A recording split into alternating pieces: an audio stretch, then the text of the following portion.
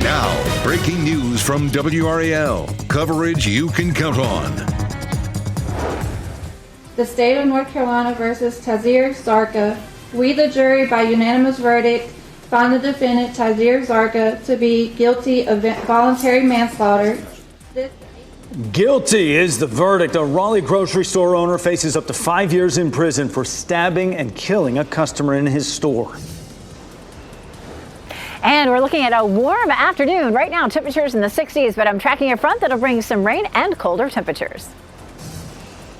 And a 17-year-old is dead following a shooting in Durham. Was he targeted? Is anyone in custody? We're working to answer those questions.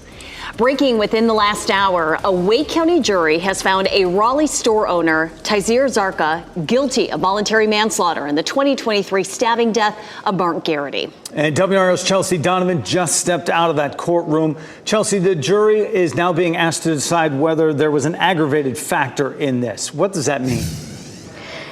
Yeah, so essentially right now they're having sort of a mini trial. It's been bifurcated, so it's been split into two places. So basically in that surveillance video that you saw and the jury saw, there was a toddler that was roaming around the store at the time of the crime. And then the person who was shooting the entire crime on her cell phone was 17 at the time. So right now they're trying to convince the jury if those two people could have seen or heard this crime taking place. So the state has just presented their witnesses.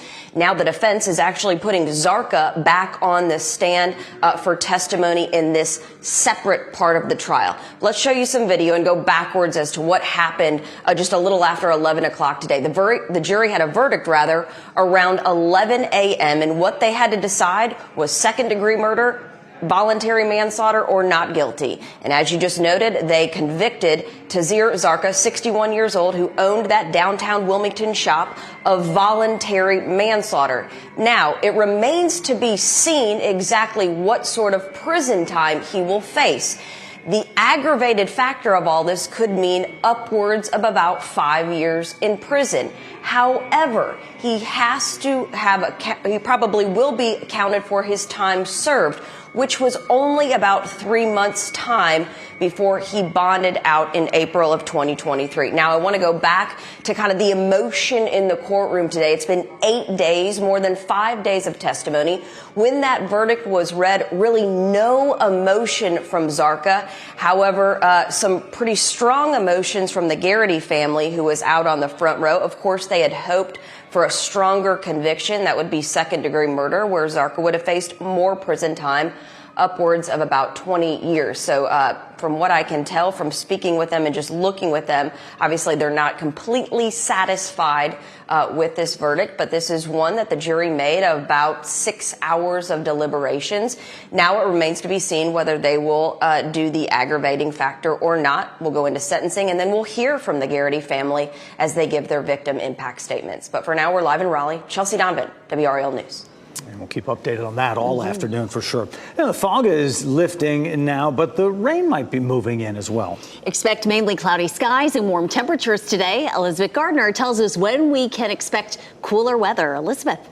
Tracking a front that'll come through this evening and bring us a chance of some showers. We take a live look here at the WRAL Gardens, looking absolutely beautiful. It's gorgeous right now. We did have some cloud cover, some low clouds, some fog this morning, but for the most part, that is dissipated. Our flow is coming out of the south at 8 miles per hour right now, and 68 is our temperature here in the Triangle. We're on our way to around 70. There are still some clouds down in the south from Fayetteville over toward Wayne County, and that is starting to lift from the south, and we're going to see that cloud cover lifting up across the area as we go through the afternoon and our cold front gets closer to us. This cold front has a history of producing a good bit of rain and thunderstorms, but once it moves across our area later today, it really loses a lot of that energy. So here's a look at Futurecast. Starting here at lunchtime, you can see Futurecast increases those clouds slowly. This is 3 o'clock in the afternoon.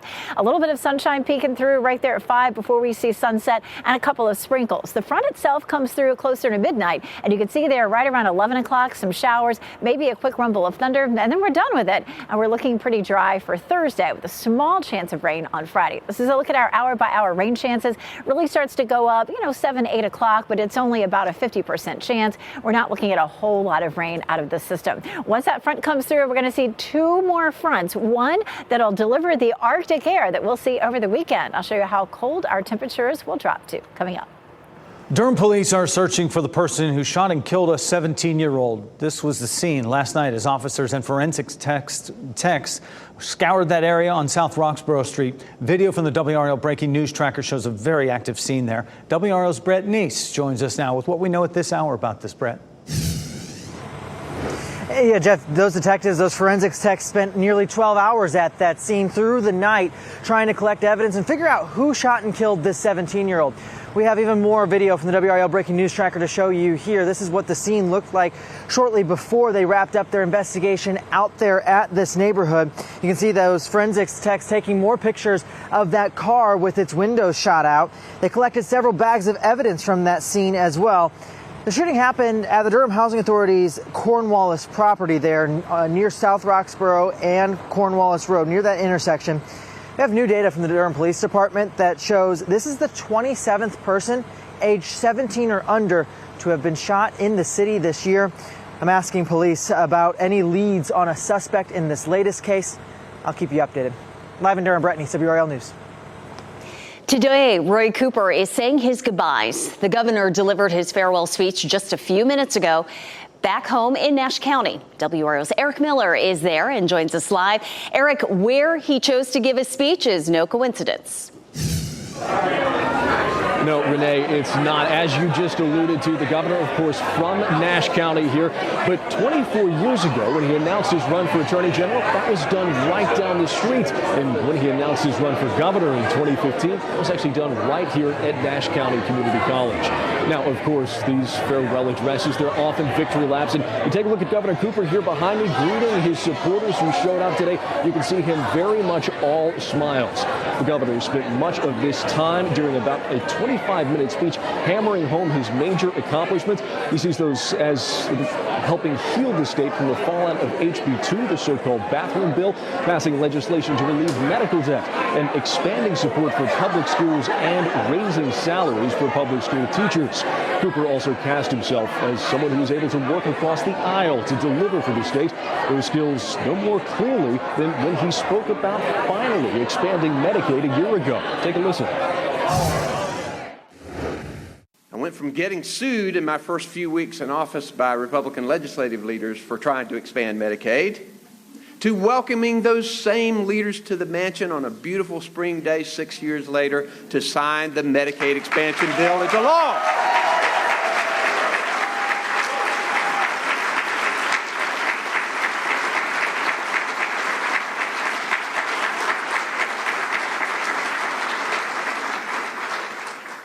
Talk about climbing a tall mountain. We did it together. Now, the governor also alluded to work left undone here. That includes the ongoing recovery in western North Carolina and the fight with the General Assembly over the expansion of private school vouchers. He said, though, the state is in good hands as Governor Josh Stein is set to take over next year. In Nash County, Eric Miller, WRAL News. So much has happened, certainly in the last 8 years. Lieutenant Governor Mark Robinson's campaign has paid a $35,000 fine to settle allegations of old financial violations. The fine was paid to the State Board of Elections. The board's investigation went all the way back to 2019, during Robinson's first run for office. It found tens of thousands of dollars in excess or misreported contributions. The board also found expenditures that are not allowed under election law. The settlement lets the Robinson campaign off the hook for paying for the investigation. A spokesman for the campaign said the irregularities were filing errors made by a past treasurer. Civil rights leader and Yale professor Bishop William Barber is suing AMC Theaters. The legal action stems from an incident you might remember last December when Barber and his mother were at an AMC theater. About an hour ago, Bishop Barber and his attorney, renowned civil rights attorney Harry Daniels, announced the suit at the Hope Center in Raleigh. Barber says staff at the theater tried to prevent him from using a specialized chair for his medical condition. The staff called police and had him escorted out. No word on how much the suit is seeking. We could soon learn the findings of a House Ethics Committee investigation into former Congressman Matt Gaetz. The House voted to release the report into numerous allegations against Gaetz, including sexual misconduct, illicit drug use, and bribery. Gaetz resigned shortly after President-elect Donald Trump nominated him to be Attorney General. Many lawmakers believe that Gaetz resigned to try to bury the investigation. He recently announced he will join pro-Trump One America News Network in January. And happening right now in the WRAL Live Center, a person in Louisiana has been hospitalized with a severe case of H5N1 bird flu. This is the first case in the U.S. and the CDC said Wednesday the person was exposed to sick and dead birds and backyard flocks. The virus is the same type that's been linked to recent human cases in Canada and Washington state, but it's different from the type detected in dairy cows, poultry outbreaks, and other human cases. The investigation into that patient's exposure is underway right now, and the CDC said the immediate risk to the public's health remains low. Christmas is coming a week early for hundreds of families in Cumberland County. The Salvation Army is making angel tree wishes come true. WRAL's Gilbert Bays joins us live in the center of some very happy families. Gilbert. Yeah, you know, Renee, I do this story every year, and every year it just gets better and better. Now, it starts off with a well-oiled machine. You see all the families in need coming up to get their cars. You see the volunteers there loading the toys into the vehicles. And of course, there's you, all of you who have donated toys to make these Christmas wishes come true. Now, all this starts actually inside the warehouse. That's where volunteers turn bags of toys into Christmas joy. We told you earlier this week that this didn't almost happen because the Salvation Army had to shift their attention to hurricane relief in the mountains, leaving about 800 of the 1,300 angel tree requests unfulfilled. That changed when the Marine Corps' Toys for Tots program jumped in and provided 8,000 toys. That's going to make Christmas happen for hundreds of families in the Sandhills who would have ended up with no toys under the Christmas tree. It's a blessing. It's been really rough this year. Inflation, the price of food, the price of everything, rent, gas, everything is going up. So a lot of people don't have the extra money for Christmas. So this is really a true blessing indeed for families that really can't afford it this year. Hey, you know, that message I heard from just about everyone with whom I've spoken. The word blessing just keeps coming up in each conversation. They are thankful for the Salvation Army Angel Tree program because without it, there would be no Christmas for hundreds of families in our community.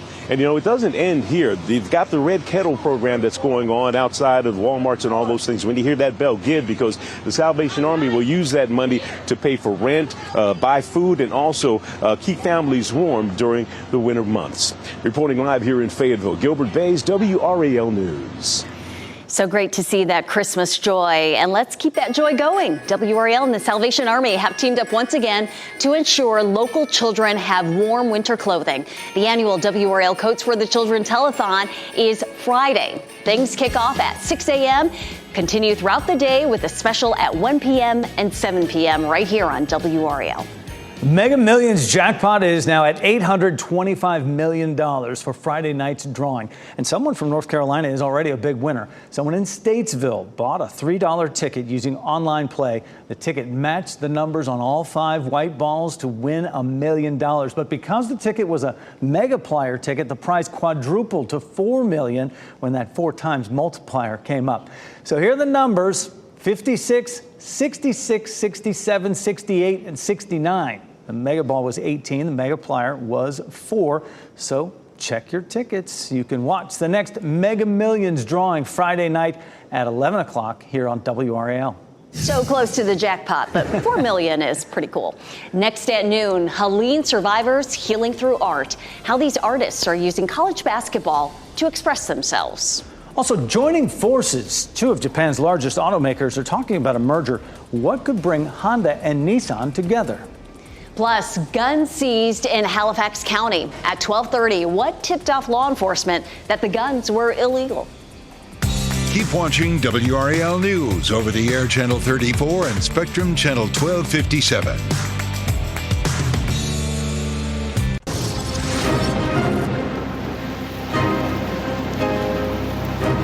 Artists in Asheville are finding new ways to express themselves through college basketball's Jumpman Invitational following Helene damage in Asheville. Deshaun Brown spoke with the artists about their new creations.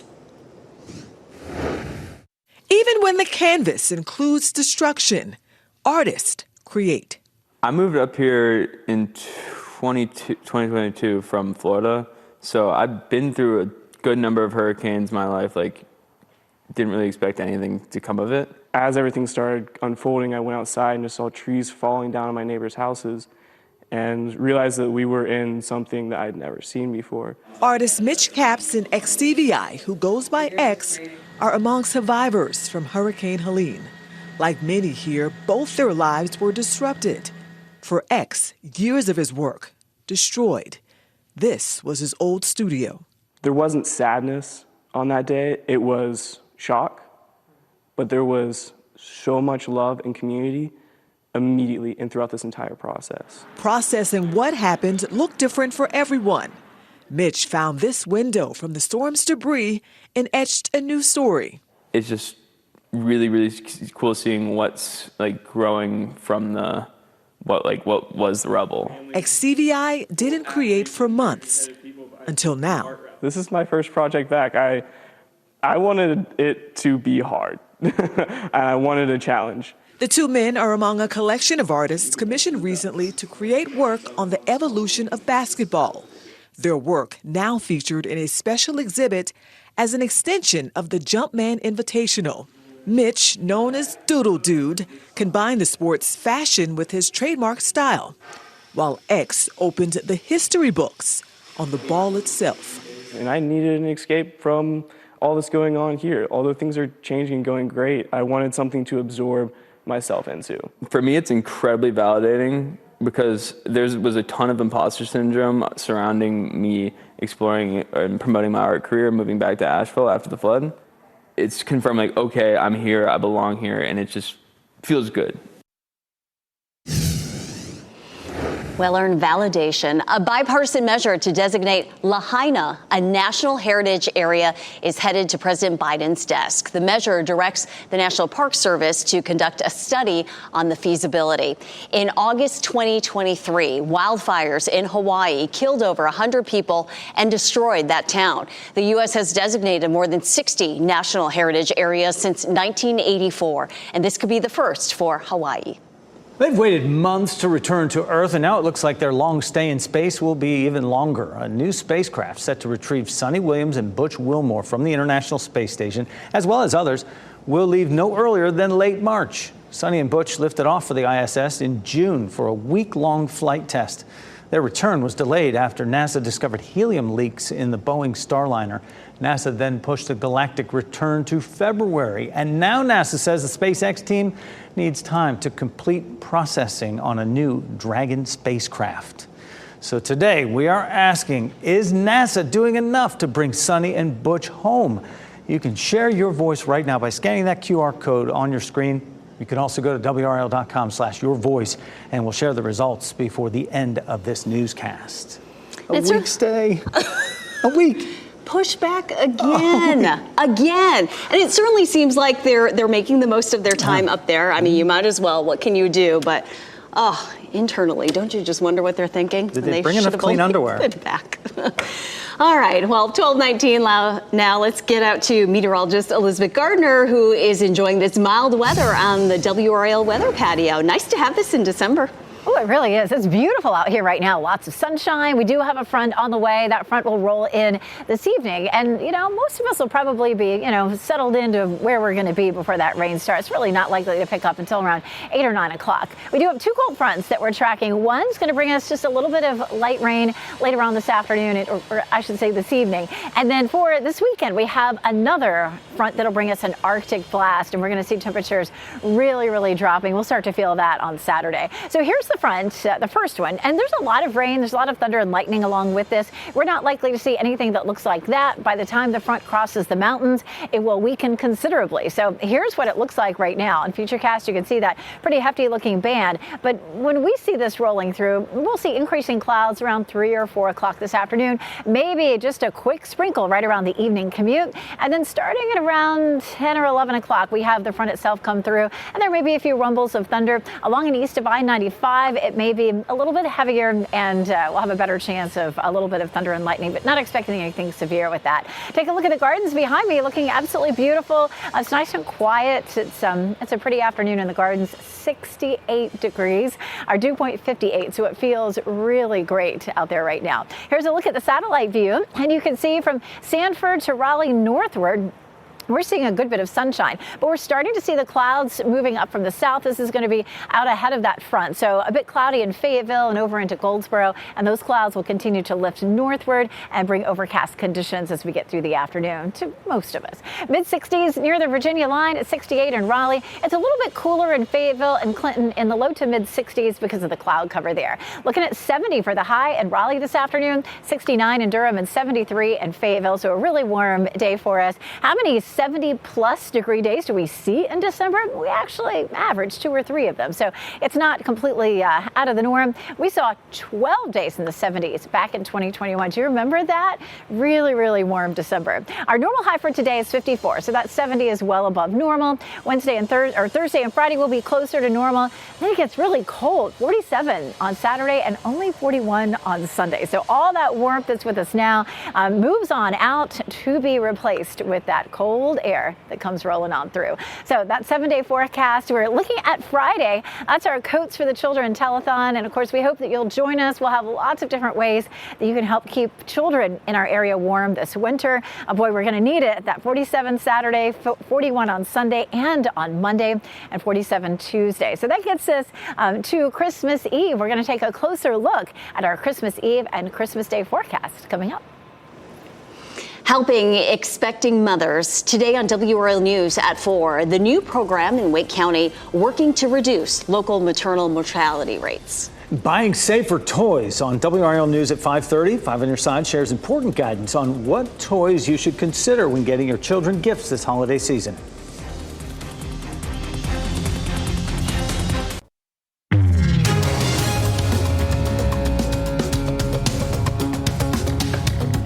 Two of Japan's biggest car makers are exploring the idea of joining forces. Honda and Nissan say they are in talks about a possible merger or other future collaborative ideas.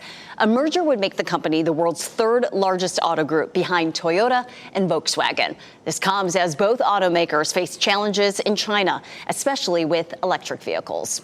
Grubhub has agreed to pay $25 million to settle a dispute over alleged deceptive business practices with the Federal Trade Commission. The government claims the food delivery service misled customers about the cost of delivery and benefits of a Grubhub subscription.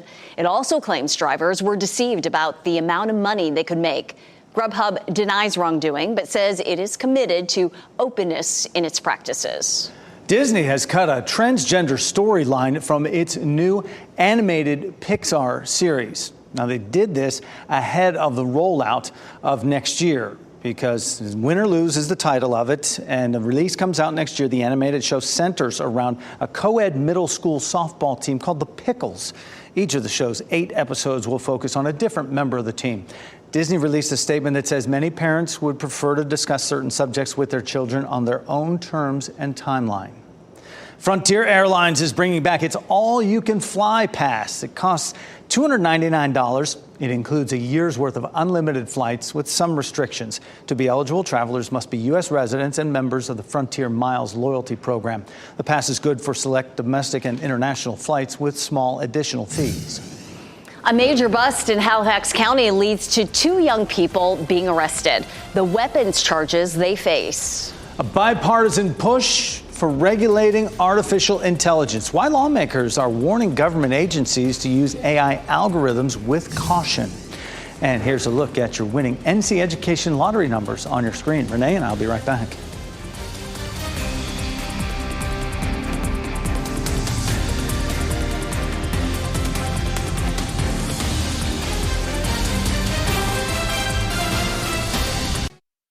Now, breaking news from WRAL. Coverage you can count on. Breaking in the last hour, a Wake County jury has found a Raleigh store owner, Tazir Zarqa, guilty of voluntary manslaughter in the 2023 stabbing death of Mark Garrity. WRAL's Chelsea Donovan has been on this case in the courtroom since the beginning. She just stepped out. Now, Chelsea, they're having closing arguments for the second part of this trial. What is that all about? Yeah, super interesting here. As we know, they had the first trial. It spanned 8 days. Obviously, that resulted in a guilty verdict of voluntary manslaughter for Tazir Zarqa. Now, the jury has to decide about an aggravating factor. And what the state is trying to prove is that there was 2 people in that store on South Wilmington Street during the crime, a toddler and then a 17-year-old who was shooting the entire incident on camera. That would mean if the jury finds Tazir Zarqa was part of an aggravated factor so that they could see and hear the crime, he could get more time on his sentencing. So the state and the defense now have to present closing arguments in that part. Then the jury will deliberate on that piece, which shouldn't take that long. They're just now getting into their closing arguments. Let's talk to you about the morning, though. The jury went out for their deliberations yesterday. They deliberated about 5.5 hours. They came back today, deliberated about another 90 minutes, and it was in that time that they found Zarqa guilty of voluntary manslaughter. Now he faces roughly about 5 years in prison, not accounting for what he could be credited for, which is about 3 months. Obviously, if you're new to this case, this is a crime that took place in April of 2023. Mark Garrity, 27 at the time, came into that store, attempted to steal a Gatorade. Zarqa confronted them. The two got into a scuffle, and then Zarqa then stabbed Mark Garrity 3 times, one of those a 4-inch stab wound to the heart. Now, what we're waiting for after this is what the jury will decide. Then they will likely go into victim impact statements. That means we will hear from the family of Mark Garrity. Several of them are set to speak, and then possibly, given what the judge decides, we could go into sentencing. Right now, though, Zarqa is in court and is in the custody of the sheriff department, and it remains to be seen what kind of happens and takes place this afternoon. Let's get you a little bit of video of Zarqa on the stand. Take a listen to what he had to say regarding what the state was presenting with the aggravated factor. I'm not in their position what they heard. Now, looking at the video, the kid looks like several times in and out, and his father let him come inside and out of the store without his supervision. And the lady who was taking the video, from the video that I have there for the store, that she was by the door and taking videos, and I am at the end of the store with the deceased. All right, so you're looking live inside of courtroom 704 here at the Wake County Justice Center. That's Judge Gregory. I understand that closing arguments started, but Carl Knudsen, who is the attorney for the defendant, has raised some motions. So that means the jury hasn't even started their deliberations on that aggravating factor. Of course, we'll be in the courtroom and bring you updates as they happen. Live in Raleigh, Chelsea Donovan, WRAL News. Law enforcement confiscated several guns from 2 young people. This happened in Halifax County. Investigators found several guns after executing a search warrant. One had what the sheriff's office called an altered serial number. This photo shows the weapons. The sheriff's office took out juvenile petitions on the 2 young people. Those charges are possession of a firearm with an altered serial number and possession of a handgun by a minor. The juveniles are waiting for their first court date. A recent drug bust in Edgecombe County is putting the spotlight on the prevalence of fentanyl. Authorities say they found fentanyl pills in the septic system after carrying out a search warrant at a home in Tarboro. Monted Council is facing charges for both possession and sale of fentanyl and heroin. Paramedics say they've seen an increase in heroin in the street drug supply over the last 3 months. It was not really a substance that had been on our radar for a good while. And just recently, like this summer, and even this fall, we've seen quite a bit of heroin, mixed into the opioid supply. Counsel was given a $300,000 secured bond and remains in the Edgecombe County Detention Center. For nearly a year, a bipartisan group of lawmakers has worked to better understand how AI works and how it should be regulated. Mark Meredith shares their findings. AI is really going to define who's leading in the next 100 years.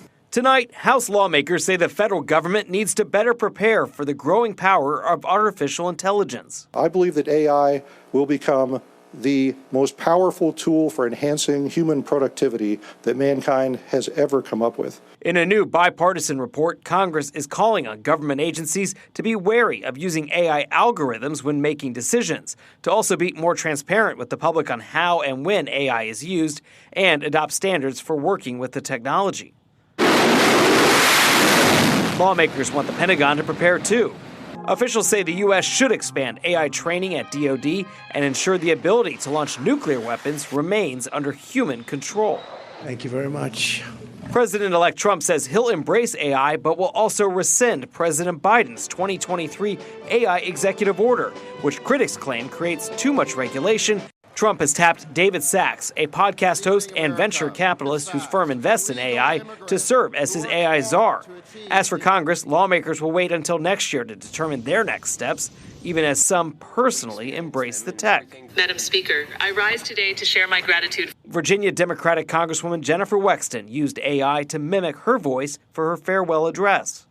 Most of all, I ran for Congress because of my kids. Wexton is retiring amid a struggle with a neurological disorder. And happening right now in the WRAL Live Center, there's a chance that TikTok could become a thing of the past. The Supreme Court has agreed to hear a challenge to a TikTok ban. TikTok is fighting this. A federal law could ban the app next month. A bipartisan measure was passed by Congress and signed into law by President Biden. It could go into effect January 19th. The law would require TikTok's owner, ByteDance, to sell the company or face a ban. TikTok is challenging the law, say it violates its free speech rights, but the federal government has defended the law, saying there are concerns about the Chinese government's influence over the app. The court will hear oral arguments on January 10th. Raise a glass, but just one. What a new study says about the benefits of one glass of wine a day. Helping people heal. We'll tell you about a Raleigh event that supports people struggling to overcome addiction. Remember, you can always watch WRAL News live anytime on WRAL.com or the WRAL app on your streaming device.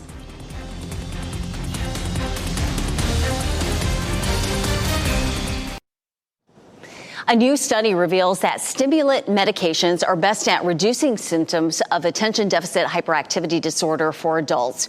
Researchers found the antidepressant atomoxetine was more effective than placebos at reducing ADHD symptoms short term. However, medications were more likely than placebos to be discontinued due to side effects. The study found that cognitive behavioral therapy or mindfulness was also more effective than a placebo.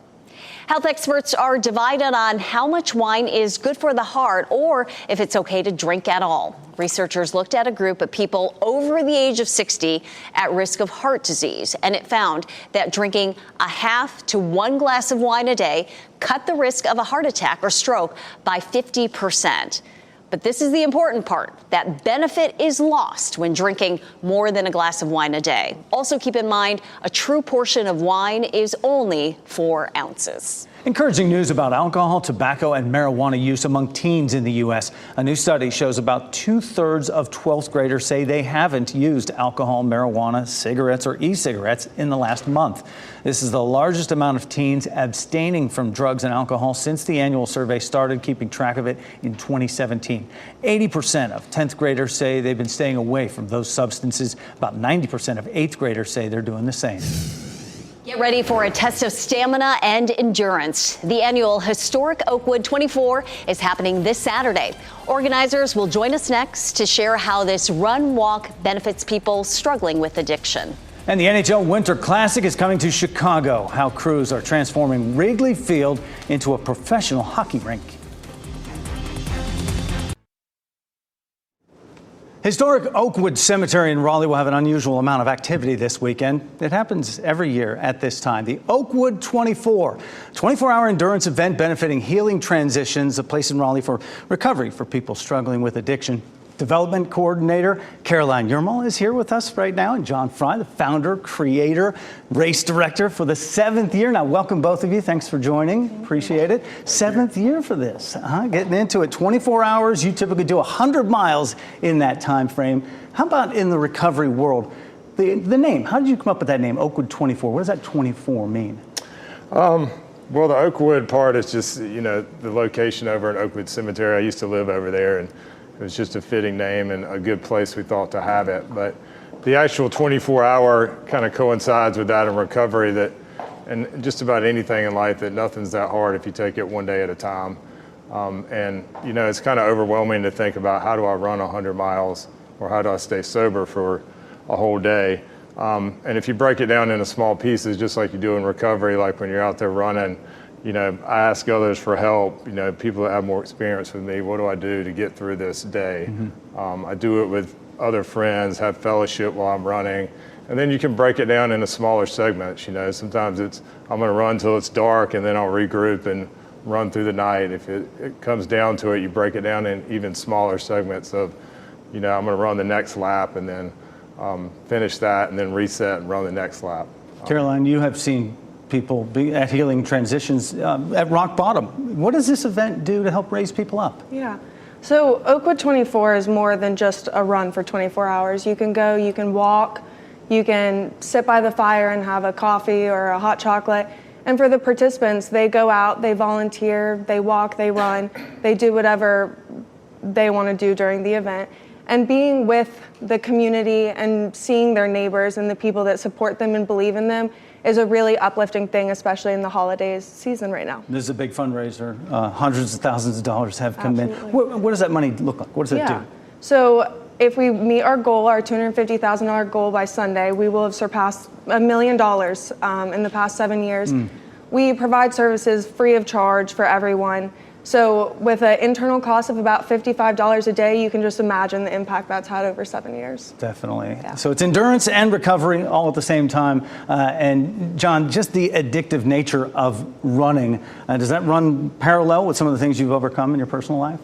Yeah, for sure. I think there's definitely some comparison there. I mean, a lot of people that run these with me say that, we're people in recovery are good at suffering, so it kind of translates into long-term endurance running, things like that. I get it. Saturday morning, 8 a.m., 7th annual run and walk, and folks can just go out there. Anyone can join in. It's open. It's free. You can join in. You can donate as well. You can still sign up to run, and just search Oakwood 24. You get more information about everything going on. Caroline, John Fry, thank you so much. I appreciate it very much. Your time. We'll see you down there this weekend. Renee? Tremendous work by Healing Transitions and what it's doing for the community. We wish you all the best for Saturday's event, which by the weekend we will be transitioning to winter. Right now we're enjoying some mild temperatures. Meteorologist Elizabeth Gardner is out on the WRAL weather patio in all that sunshine. Feels nice. Oh, and I'm feeling for those folks who are going to be out there. Of course, I like the fact that they have a fire that people can sit by. But, if you're running like that, the cold temperatures don't affect you quite as much. But we are looking at a big Arctic blast that comes in for the weekend. So enjoy today. It is absolutely beautiful. We take another live look at the gardens behind me. And it's just such a pretty day. We do have a cold front on the way. This cold front, of course, has a history of producing some rain and thunderstorms. Once it crosses the mountains, it will be significantly weaker. However, along and east of I-95, overnight tonight, we have the potential for a few thunderstorms. I wouldn't expect anything severe. Futurecast is a little overdone here with the cloud cover because I'm looking around here and I can count the clouds probably on one hand. But we do look at partly cloudy skies through the afternoon. It's possible that right around 5 or 6 o'clock there could be a few sprinkles. But the front itself doesn't come through until closer to midnight. So around 10 or 11 o'clock we start to see those isolated showers, even a few thunderstorms that could swing by. Again, you can see some of that looks a little more likely east of the triangle along and east of I-95. And then that moves on out and we'll be dry for the morning. It was very foggy this morning. We'll likely end up with some low clouds and fog again tomorrow morning. For tonight, we have a 50% chance of rain, and we're going to hold on to that 20% through, just the wee hours of the morning for tomorrow. Friday, it looks like we have another brief disturbance that'll swing through. Could bring us a few sprinkles late on Friday. And then, of course, after that, we get that blast of cold air. Winter officially begins Saturday at 4:20 a.m. And boy, right on cue, it's going to feel much colder. You can see that cold air, those white and purple color contours start to drop in on us over the weekend. We do have that slight chance of rain on Friday with the front coming through, but it doesn't look like we'll see much. As a matter of fact, our chance of an inch of snow has fallen. It was a whole 5% earlier in the week. And yeah, now it's down to 0. Boone was up at 30%, now down to around 26%. So yeah, even though it is going to be cold, we're not going to see the moisture lining up with it. But travel for Christmas, Sunday, Monday, Christmas Eve, all looking good each of those days. And an early look at Christmas Eve and Christmas Day. It looks dry for both days. Christmas Day, overnight, there could be a quick shower, just about a 20% chance, 47 for the high Christmas Eve and 53 for Christmas Day. So the coldest that we'll see, of course, is over the weekend with those highs in the 40s and overnight lows in the 20s. I guess it is December. It sure is. Elizabeth, thank you. Earlier, we asked you on our megaphone, is NASA doing enough to bring Sonny and Butch home? Those were the 2 astronauts that went up in June. They were only supposed to stay a week, and they are still stuck up there. We'll continue to collect answers throughout the day, so share this with your friends. And right now, it's overwhelming. 100% of you saying no, NASA is not doing enough. Just scan the QR code on your screen to weigh in or head to WRAL.com/your voice. We will update the results during our 4 p.m. newscast. And we'll have your top stories after this. As we wrap things up, here's a look at a few of the headlines we're following today. Breaking within the last 90 minutes, a Wake County jury has found a Raleigh store owner, Tazir Zarka, guilty of voluntary manslaughter in the 2023 stabbing death of Mark Garrity. Zarka now faces around 5 years in prison. The victim's family and friends are expected to give their impact statements later today. WRAL's Chelsea Donovan is inside the courtroom. Expect new reporting from her coming up today on our news at 4. Durham police are searching for the person who shot and killed a 17-year-old. This was the scene last night as officers and forensic techs scoured that area on South Roxborough Street. The shooting happened at the Durham Housing Authority's Cornwallis property. New data from the Durham Police Department shows this is the 27th person aged 17 or younger to have been shot in the city this year. Today, Roy Cooper is saying his goodbyes. The governor delivered his farewell speech back home in Nash County. Cooper used his speech to highlight his accomplishments as governor, expanding Medicaid access to hundreds of thousands of working poor North Carolinians and luring thousands of jobs and billions of dollars in new factory investments in the clean tech economy. The home of the Chicago Cubs will soon be home of the Chicago Blackhawks. Temporarily, that is. The Crews are transforming Wrigley Field into a full-size regulation National Hockey League rink. It is being built ahead of the NHL Winter Classic on New Year's Eve between the Blackhawks and St. Louis Blues. The ice will be used again for a series of Big Ten college hockey games on January 3rd and 4th. Our pets of the day are bonded sisters from Cat Angels NC. Gigi is a beautiful and sleek solid black kitty. She's playful, athletic, brave. She seems to have an endless supply of energy. Her sister, Kiki, comes with a white bib and 4 white socks. Both warm up quickly to new people. They are extremely playful. These girls are 4 months old, and they are all ready for their forever home. They are spayed, microchipped, fully up to date on vaccinations. And if you would like to meet Gigi or Kiki in person, just fill out an application on the Cat Angels website. Both cuties. A medical clinic in Wake County is taking new steps to reduce maternal mortality. How its new pregnancy program is supporting expectant mothers while lowering the risk of pregnancy-related complications. NBC News Daily is next on WRAL. Your next local news update in 30 minutes. You can always get updates, breaking news anytime with our WRAL News app. Have a great Wednesday. It's beautiful out there.